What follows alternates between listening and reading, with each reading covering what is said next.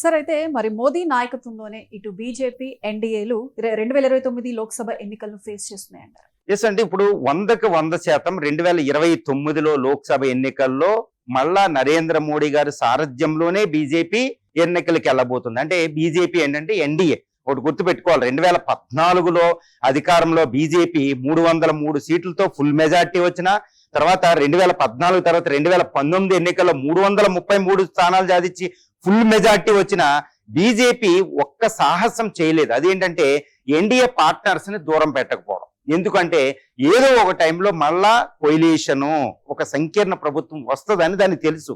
అదే 2024 ఎన్నికల్లో రిపీట్ అయింది. ఆ పార్ట్నర్స్ ని కాపాడుకోవడం వల్ల 2014 2019లో పూర్తి స్థాయి మెజార్టీ వచ్చిన 272 మార్కు దాటిన ఎన్డీఏ పార్ట్నర్స్ ని కాపాడుకున్నారు. కాబట్టి 2024లో అసలు ఏవి వెతుక్కోకుండా వాళ్ళే గవర్నమెంట్ ఫామ్ చేయగలిగారు.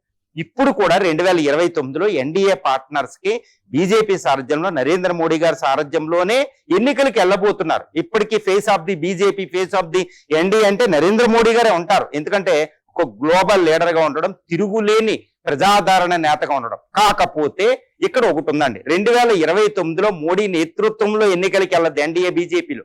కానీ న్యూ ప్రైమ్ మినిస్టర్ ఫేస్ అనేది డిక్లేర్ చేసే అవకాశం ఉంది. ఎందుకంటే ఒకటి గుర్తుపెట్టుకోవాలి, 2029 నాటికి ఇప్పుడు 75 సంవత్సరాలు నిండి 76లో చివరి వరకు వచ్చిన మోడీ గారికి ఎంత ఉండబోతుంది వయసు? ఆల్మోస్ట్ 78 79 సంవత్సరాలు రాబోతుంది.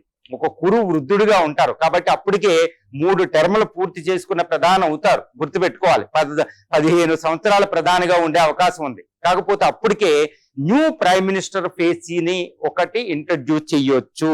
తప్పనిసరిగా న్యూ ప్రైమ్ మినిస్టర్ ఫేస్ అనేది రాబోతుంది 2029లో. కాకపోతే బీజేపీని ఎలక్షన్ కి నేతృత్వం వహించేది ఆయనే.